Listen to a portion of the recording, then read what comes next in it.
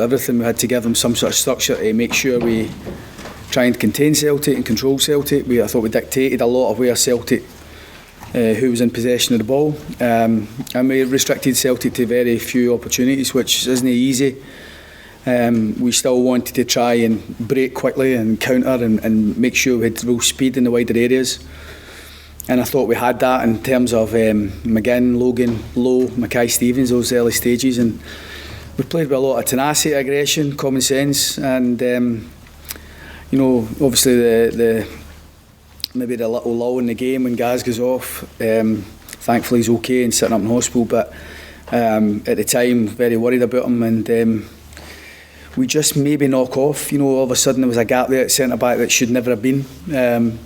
Too eager, it's too big, too inviting a gap for Christie not to run into.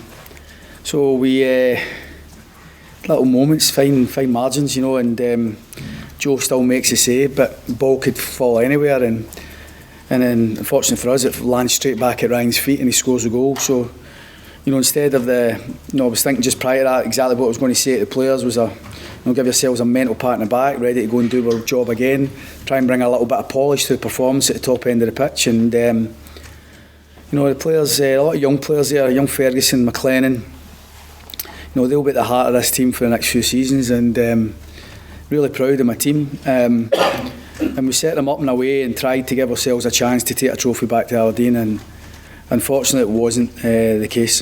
It must have been a relief when you saw when you heard that Gary's okay, because it was a tough one to watch. Yeah, and I seen his family down at the dugout, and there was an obvious concern there. The word got relayed to me back at the dugout that he was unconscious, and I think there was a wee bit of a certain bit of urgency to get the medics on. Thankfully he's sitting up in hospital, he's getting his test done, and it'll probably be hopefully just a straightforward concussion. Obviously misses the next game, but gutted for Gary himself because he was so looking forward to finding an opportunity to shine, and he's been in good form for us. And I think it took a wee bit away from us, but saying that, I thought young Connor got to the pitch of the game well, and he was the right sub for us at that time, and again caused them problems. But thankfully, as I say, he's okay. But there's no doubting where clubs like ourselves, teams like ourselves, we're really dependent on our big players being available, and it was unfortunate to come off. How tough was it at half-time to speak to players when that happens and then you lose the goal just after it as well? Yeah, like I said, I think fine margins. I thought that it was just like, Edward would spoke about Edward wanting to come off the centre backs and tries to draw you out to create space. And he did it a few times in the first half. We were smart enough for work because kept him at arm's length, but stayed strong through the middle. I just thought, I haven't seen it again, but I just thought it was too big a gap. As I say, too inviting, and Christie exploits the space. We nearly salvage it. As I say, a brilliant save for Joe. And we had to depend on Joe again at a penalty that should never have been awarded. I'm disappointed we've lost the game, disappointed with some of the key decisions in the game also.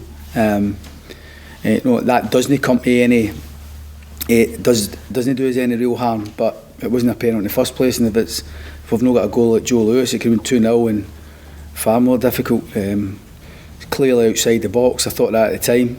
And I also felt that there was another yellow card challenge from young Ryan Christie in the halfway line when Don Ball breaks.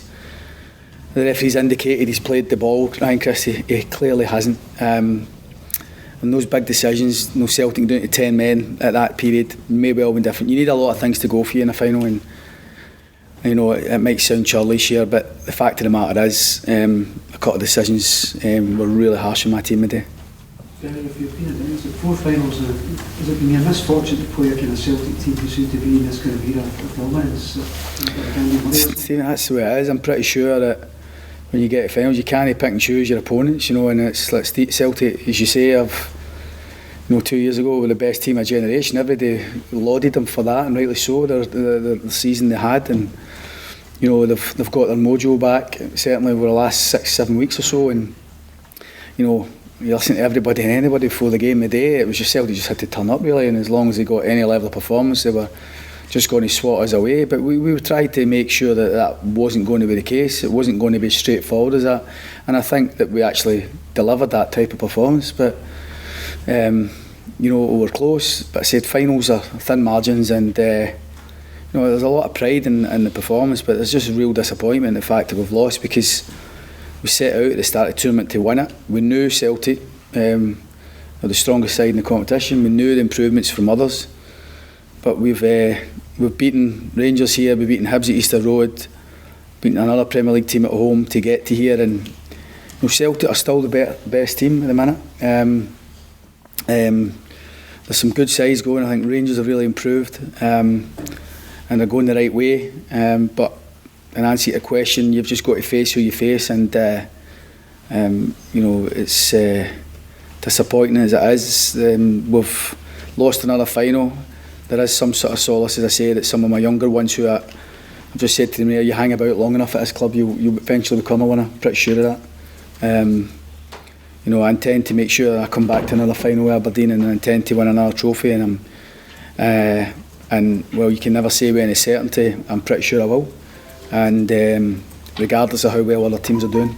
It's back to work then on Monday for Wednesday night's game against Rangers. It's back to work tonight. The masseurs will come back to the hotel, and the physios and the staff will really work on the players to get us ready. There was never going to be any real celebration anyway if we'd won. 8 games in December, or 9 games in December, a game every 3 days doesn't allow you to have any celebration anyway. But it was always intention to get the team back to the hotel tonight in Glasgow and prepare for Rangers. We'll have dinner together, and we'll see. We're families tonight, but the players have got work to do to get themselves ready for Wednesday. Yes, you seemed upset to make it Lustig at the end of the game. Can you give us your thoughts on? Who? You seemed upset with Lustig. No, do you know what? I just felt it was a bit unnecessary, his reaction to young Lewis Ferguson. A growing man at Arsenal running up into Lewis's face and laughing and all the rest of it. We've seen players from other clubs be yellow carded for that, and there's a lot made of it. Listen, it was just disappointing, and I tried to make that point. I thought he was trying to goad young Lewis, and I thought it was disappointing. There's absolutely no need for it. Lewis kept his temperament well. He dealt with the game as well, and just disappointed. No big hoo-ha about it. I was only trying to defend Lewis, and if he was trying to get a reaction from young Lewis, then thankfully Lewis, he was a grown-up in the whole situation. Did you have any conversation with the referee, or is that pointless exercise? No, listen, it's I was disappointed with a couple of things, and I mentioned it to him. It's not going to change the result. I've tried to not be that manager who just, when we lose a game. Look, Celtic provided a bit of quality. There's a good run for Ryan, they get the goal. But like I say, I think in any game, but especially big games, those key decisions could be crucial. Now, the penalty wasn't crucial, but it so well could have been. It was the wrong decision. And for me, you don't want to see anybody get sent off. And I love the bones of Ryan Chris. He's a great boy, but it was a yellow card, and I think the referee was in a brilliant position to see that. And I still don't understand how he said that he's played the ball there. So I've said it. But it is what it is. Celtic have won, and we congratulate them for that. Did you feel ironic that it's Christie that gets the winner? We were close to getting him in the summer. There's no getting away from that. I said to some of you boys at the pre-final press that we'd kept his number clear. Number 22 is Ryan's favourite number. It's still vacant at our club. I need to try and fill it in January. I don't know about him, but we've missed his creativity at times and that little bit of nous. But we thought we would get him, and we were well down the line to maybe getting him. But Celtic made a good decision to keep him and give him the encouragement to stay, and Ryan's took his chance. So there is an irony within that. When we didn't have him for when we played in finals, we didn't have him available against Celtic, and he's come up. His disappointment of not being involved in finals. He's managed to now make the most of his opportunities. He's as I said before, he's a terrific kid, but I'm more concerned about my players now. He's a Celtic player, and as much as we like him, he's not my concern anymore.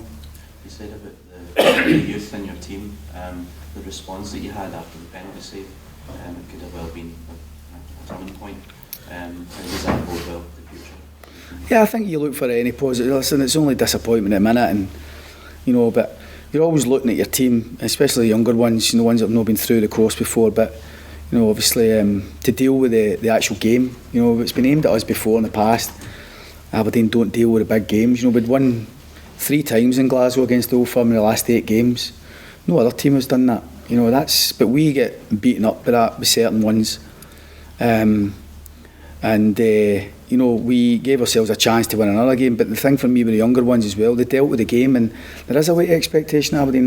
Nobody knows that more than me, but the players know that. There's a couple of local boys there, and young Lewis Ferguson, who's just looks as if he's been playing for 10 years.